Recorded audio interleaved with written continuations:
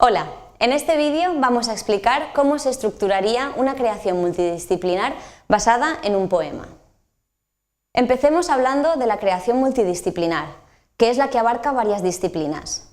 En nuestro caso, aparte de la visual y la sonora, también entraría la literaria, ya que el elemento base del que partimos sería un poema. Podríamos también incluir más disciplinas como la danza o el teatro, pero en este caso nos quedaremos en estas tres: imágenes, música y literatura. ¿Cómo podríamos empezar a estructurar la actividad? ¿Qué recursos habría que utilizar? En este caso, nosotros recomendamos ir por partes.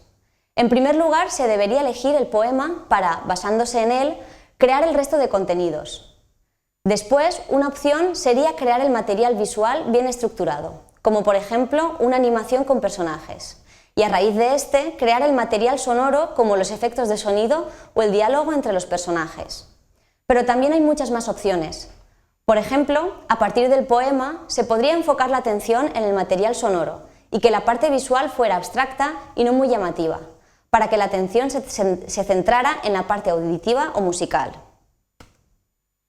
Ahora vamos a ver un ejemplo. A partir del poema La ciudad es de goma, de Gabriel Celaya, el grupo Experimentarts del Instituto Aravista Ribera de Carcaixent, con el profesor Adolf Murillo, han hecho una creación multidisciplinar. Ahora vamos a ver 3 fragmentos de esta creación. Esta primera sección era un fragmento del poema. La ciudad es de goma. La ciudad es de goma lisa y negra. Yo me alquilo por horas, río y lloro con todos. Bien. Ahora vamos a ver otro fragmento, donde se recrean sonidos urbanos como campanas y coches, que están también modificados en tiempo real con el sistema Soundcool.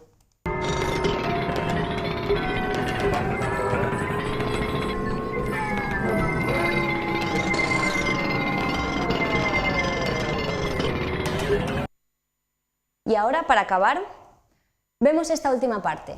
Fragmentos aleatorios del poema modificados junto con otro tipo de sonidos. Ciudad, corazón, corazón, y hacer, corazón, boquete. Esta podría ser una idea para empezar con vuestra creación multidisciplinar, aunque podría tener muchas más posibilidades en cuanto a estructuras y elementos. Y hasta aquí el vídeo de creación multidisciplinar basada en un poema. Muchas gracias.